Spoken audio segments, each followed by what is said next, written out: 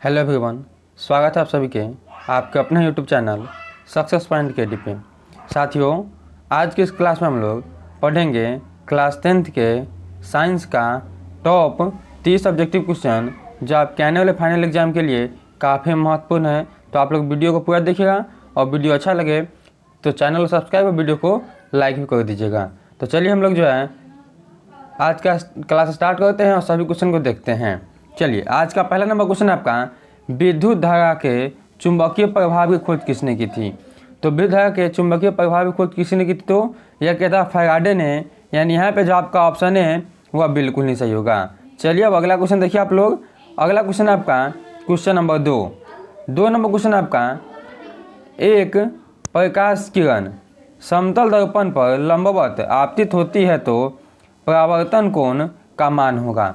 देखिए, समतल दर्पण, ठीक है, यानी ऐसे दर्पण होगा, इस पर लंबवत यानी ऐसे आएगा, ठीक है ना, और ऐसे टकराएगा तो फिर क्या होगा, इसी में यह लौट जाएगा। तो कितने डिग्री कोण बनेगा, तो यह बना आपका 90 और यह भी आपका 90।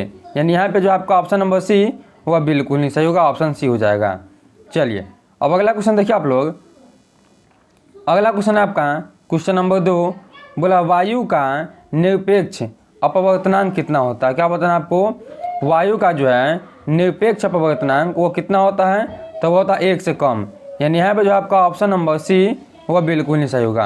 अब चलिए देखते हैं अगला क्वेश्चन। चलिए अगला क्वेश्चन देखिए आप लोग।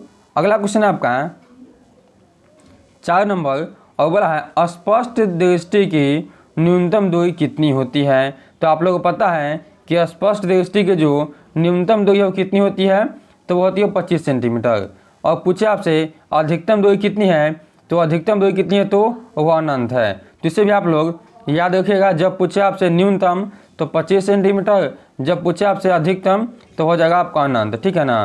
तो इन दोनों क्वेश्चन को आप याद रखिएगा क्योंकि दोनों क्वेश्चन जो आपके एग्जाम में पूछा गया क्वेश्चन है। चलिए अगला क्वेश्चन देखिए आप लोग। अगला आपका 5 नंबर और बोला, घरों में विद्युत आपूर्ति की जाती है। यानी हमारा जो घर होता है, अपने मकान में हम लोग कितने वोल्ट का विद्युत आपूर्ति करते हैं, यानी कितने वोल्ट हम लोग को चाहिए, तो वो चाहिए कितने, तो 220 वोल्ट का एसी करंट, ठीक है ना।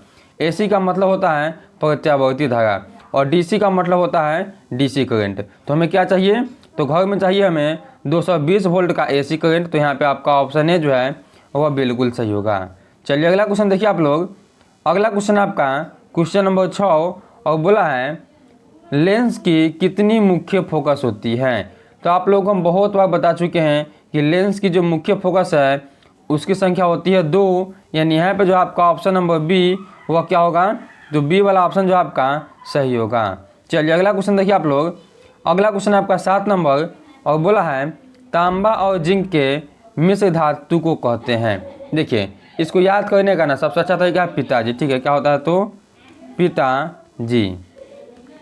इससे क्या होगा, पी से आपका हो जाएगा पीतल, ठीक है ना, और किससे बना है, तो तांबा और जिंक से, ठीक है ना। कैसे याद कीजिएगा आप लोग, तो पिताजी यानी पीतल जो है किससे बना है, तो तांबा और जिंक से। तो यहाँ पे क्या होगा, तो यहाँ पे आपका ऑप्शन ए जो है वह बिल्कुल नहीं सही होगा। तांबा और जिंक के मिश्र धातु को हम लोग कहते हैं पीतल। चलिए अब अगला क्वेश्चन देखिए आप लोग। अगला क्वेश्चन आपका 8 नंबर और क्वेश्चन मिला, अम्लीय विलयन का पीएच मान कितना होता है। क्या बताना आपको, अम्लीय विलयन का पीएच मान कितना होता है।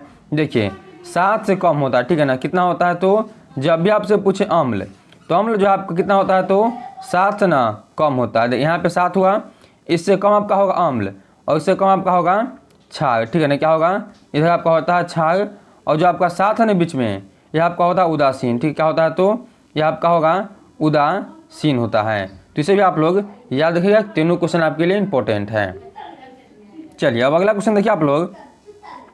अगला आपका 9 नंबर क्वेश्चन है, बोला शून्य वर्ग के तत्व कौन है। क्या बताना आपको कि शून्य वर्ग के तत्व जो है वह कौन है, तो वह कौन होता है, तो वह जो है ना आपका वह हो जाएगा आपका एच, ठीक है ना। क्या होता है, तो एच यानी हीलियम जो आपका है क्या, तो शून्य वर्ग के तत्व। यहाँ पे आपका ऑप्शन सी सही हो जाएगा। चलिए अगला देखिए आप लोग। अगला क्वेश्चन आपका 10 नंबर और बोला, कार्बन की संयोजकता क्या है। तो कार्बन की संयोजकता है कितनी होती है, 2, 4, 6 या फिर 12। तो कार्बन की जो संयोजकता है वो होता है 4। तो यहाँ पे आपका ऑप्शन नंबर बी जो है वो क्या होगा, तो ऑप्शन बी आपका यहाँ पे बिल्कुल नहीं सही होगा। चलिए अब अगला क्वेश्चन देखिए आप लोग।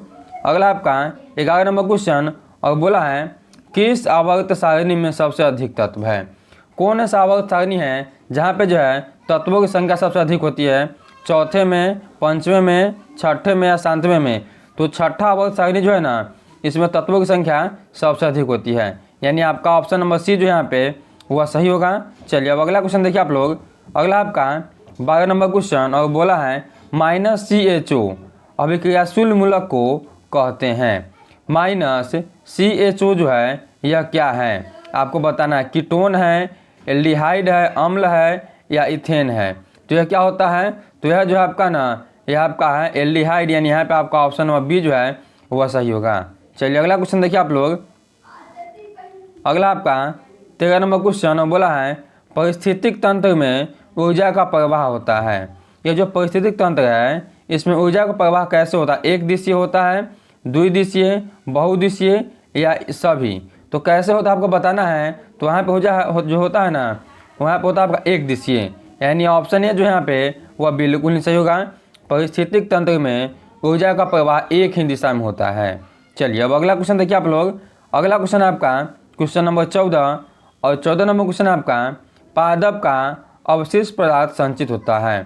पादप में जो है वो अवशिष्ट पदार्थ को जो है संचित कहाँ करता है, पत्तियों में, छालों में, कोशिकाओं में, इनमें से कोई नहीं। तो कहाँ पे करता है, तो वह जो छालों में ना संचित करता है, यानी यहाँ पे आपका ऑप्शन नंबर बी जो है वह बिल्कुल नहीं सही होगा। चलिए अब अगला क्वेश्चन देखिए आप लोग।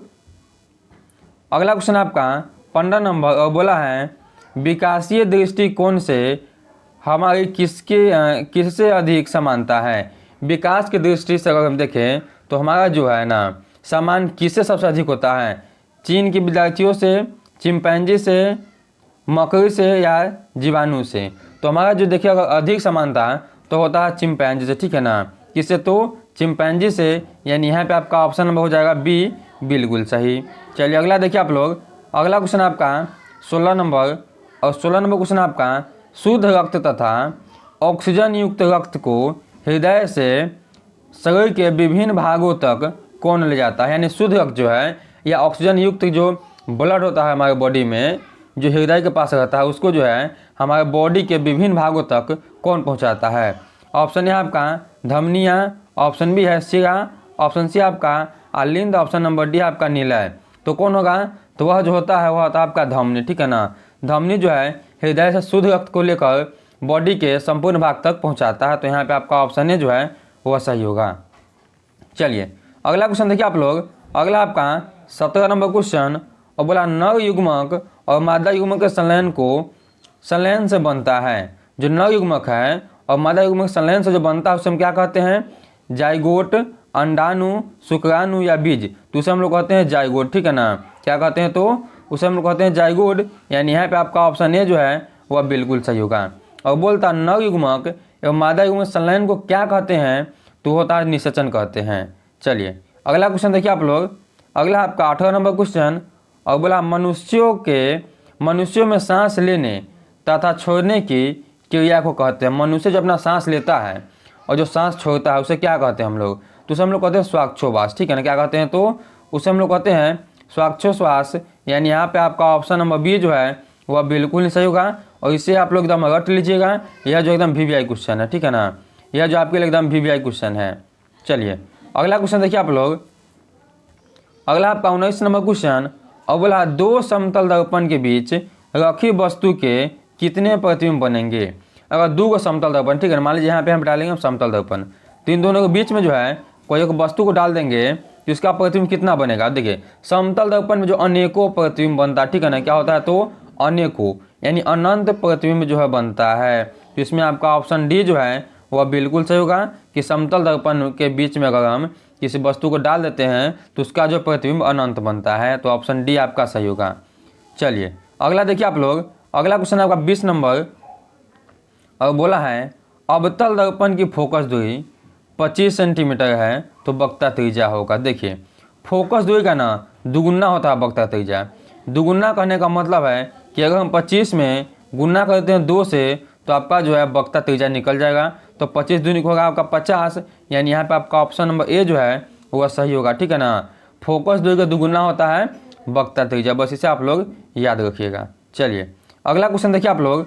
अगला आपका 21 नंबर क्वेश्चन, और 21 नंबर क्वेश्चन मतलब आपका लेंस की क्षमता का एसआई मात्रक है। ऑप्शन है आपका सेंटीमीटर, ऑप्शन नंबर बी आपका centimetre inverse, option number C आपका metre inverse, option number D आपका मीटर। देखिए अगर यहाँ पे डायोप्टर रहता, ठीक है ना, क्या होता है डायोप्टर, तो आपका वह सही होता कि लेंस की क्षमता का एसआई मात्रक क्या होता है, तो डायोप्टर होता है, जिसे हम लोग डी से लिखते हैं। तो ऑप्शन में अगर डायोप्टर रहता तो आपका डायोप्टर सही होता, लेकिन ऑप्शन डायोप्टर नहीं है तो यहाँ पे जो आपका मीटर इनवर्स सही होगा, ठीक है ना। क्या होगा, तो मीटर इनवर्स, तो यहाँ पे आपका ऑप्शन सी होगा।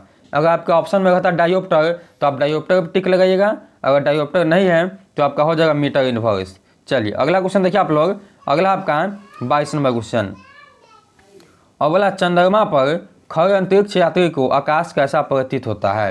यानी जो चंद्रमा पे आदमी सब खड़ा होगा, ठीक है ना, कोई भी व्यक्ति अगर चंद्रमा पे खड़ा है तो उसको आकाश कैसा दिखता है, नीला, पीला या काला।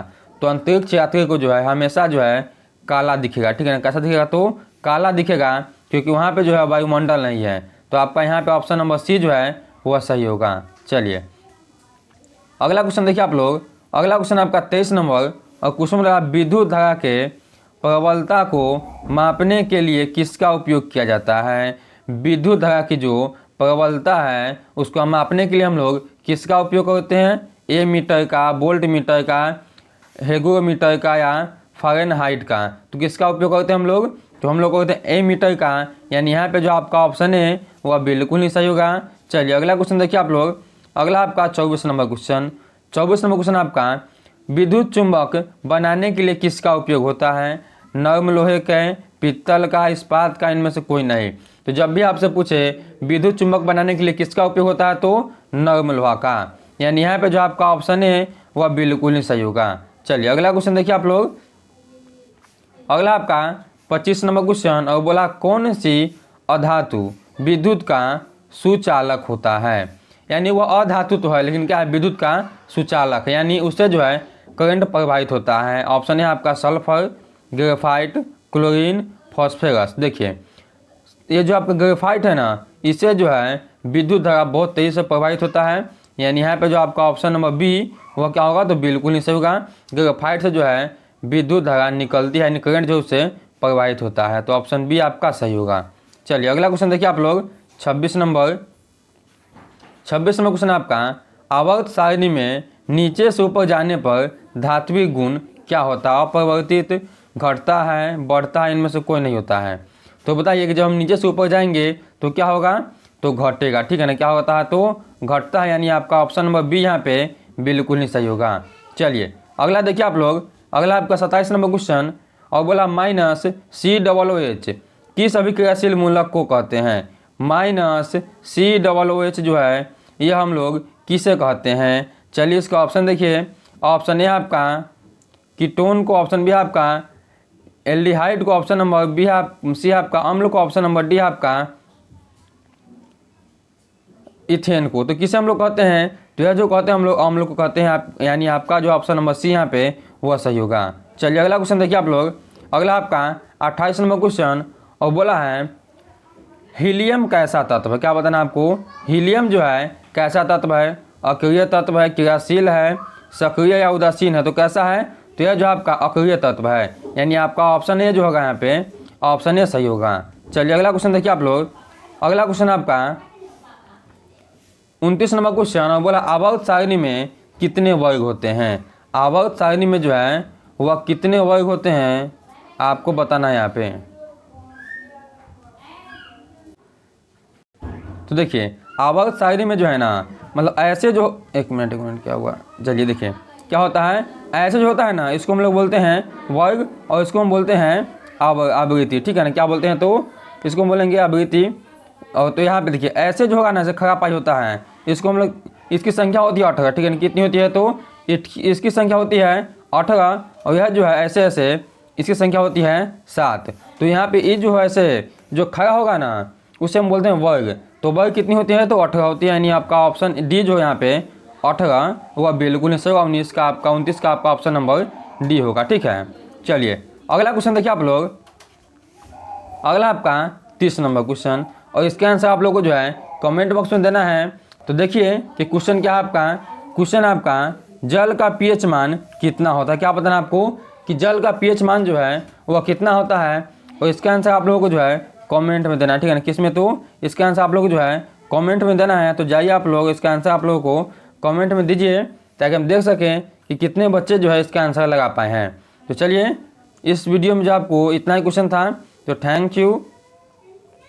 वीडियो अच्छा लगा है तो लाइक कीजिए, शेयर कीजिए और सब्सक्राइब कीजिए। और क्लास 10 की तैयारी के लिए आप हमें व्हाट्सएप ग्रुप पे हाई लिखिएगा। व्हाट्सएप ग्रुप को अगर आप ऐड करना चाहते हैं तो व्हाट्सएप ग्रुप का लिंक जो है डिस्क्रिप्शन बॉक्स में, आप जाकर वहाँ से ऐड कर लीजिए। और कोई भी दिक्कत हो तो आप हमें मैसेज कीजिएगा, आपको जो है सभी क्लास का PDF भी दे दिया जाएगा, और आपका जो दिक्कत होगा उसका समाधान भी कर दिया जाएगा। चलिए मिलते हैं हम लोग कल के क्लास में, तब तक के लिए आप लोग मन लगा पढ़ाई कीजिए। Take care and bye.